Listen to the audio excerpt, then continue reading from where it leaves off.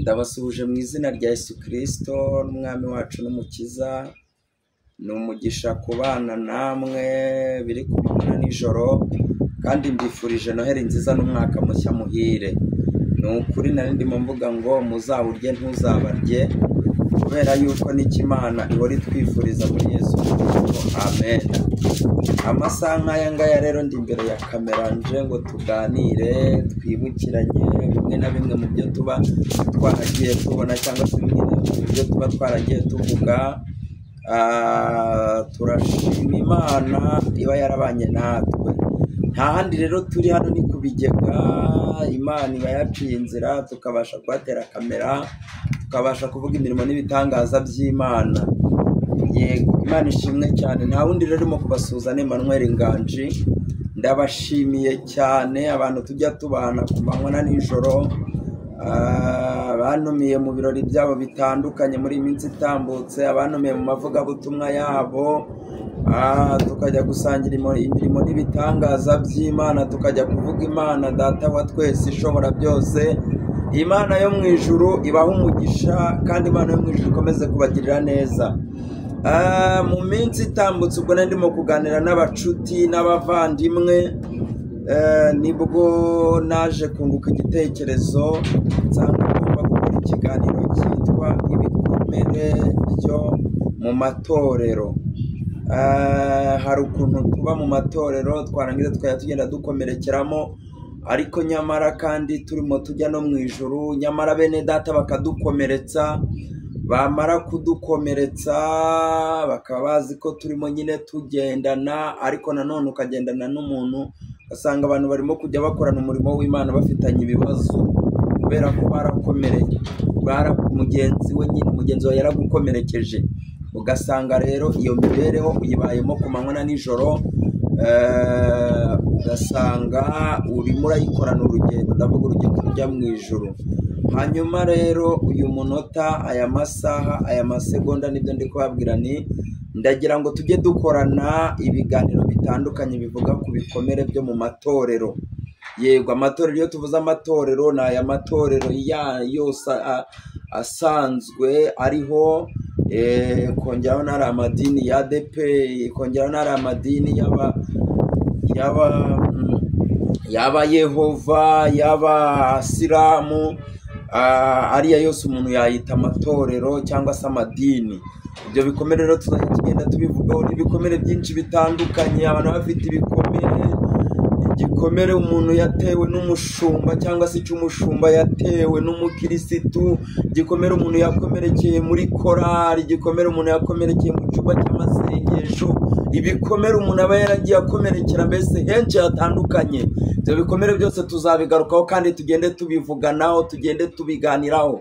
Impamvu nyamukuru itumye nzana ikiganiro cyitwa ibikomere twagiriye mu matorero, cyangwa se wagiriye mu itorero, ntabwo ari ukugira ngo nkunde ngire uwo ntunga agatoki, oya, ahubwo ni ukugira ngo tubyumve. Hari igihe wazabyumva, wakumva nawe ukumva hari igisa n'icyo wateye mugenzi wawe, bityo ukamusanga, cyangwa se ukaba wabona umwanya wo kuba waca bugufi, winginga Imana, wihane, wigarukeho, kugira ngo dukomeze runo rugendo tugenda amahoro. Yego, iyo niyo ngingo nyamukuru. Ntabwo ari ukugira ngo dukunde tugire abo dutera imijugujugu, nta nubwo ari no kugira ngo dukunde ngire abo ntunga intoki.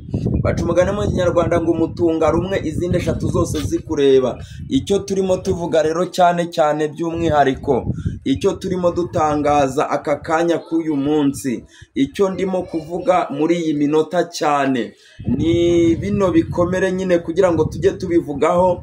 Kandi nawe birashoboka ko wazaba ufite ibikomere. Hano munsi y'ikiganiro ndashyiraho nimero do telefone, uzajya unyandikira cyangwa se umpamagare, umbwira uti nanjye nakomerekeye aha n'aha. Nta muntu nteze kuzatunga urutoki, nta muntu nteze kuzagira icyo mvugaho, nta muntu nteze kuzavuga mu izina, ahubwo ni ukugira ngo dukunde duhindukire, tugarukire Imana yacu, hanyuma natwe izatugirire neza. Icyo nicyo cyifuzo mfite muri uyu mwaka turimo dutangira, uyu mwaka wa 2025. Imana Data wa twese iri mu gihugu cyo mu ijuru ikomeze kubana natwe, ndetse namwe bane namwe abo muri hirya no hino, hanyuma ikomeze kudushyigikira ku manywa na nijoro, ikomeze kutugirira neza mu izina rya Yesu Kristo. Ni Imana yo kwiringirwa, ni Imana yo gupfukamirwa. Ntabwo yatuzanye muri iyi si yayigira ngo ikunde twange, ahubwo yatuzanye kubera ko idukunda. Ijambo ry'Imana riravuga ngo duhugurane, cyangwa se rikavuga ngo icyuma gicyaza ikindi. Ni muri ubwo buryo rero tugiye kujya ducyazanya muri ubwo buryo. Mugaca muri comment, mwarangiza mugatera komanteri, mugakora subscribe, mwarangiza mugasharinga. Mu gihe kino kiganiro kizajya kiba kiryoshye cyangwa se cyakuryoheye, ugisharinge mugenzi wawe, ndetse kandi uvuge n'igikomere cyawe by'umwihariko, kugira ngo tujye tubana ku manywa na nijoro. Ndabashimiye cyane rero mwebwe mwabanye nanjye ahangaha. Nari ndimo ndabibwira Emmanuel Nganji, kandi tuzakomeza kujya tubana ku manywa na nijoro. Reka nsoze kano gace ka mbere ndimo gusenga kugira ngo Imana ikomeze kubana nanjye ndetse namwe. Kandi nababwiye ngo mbifurije umwaka mushya muhire. Umwaka wa 2025 uzababera umwaka mwiza, uzababera umwaka w'uburumbuke, uzababera umwaka wo kuboneramo ibyo mutabonye byose. Ineza n'umunezero by'Imana bikomeze kubana namwe mu izina rya Yesu Kristo, amen.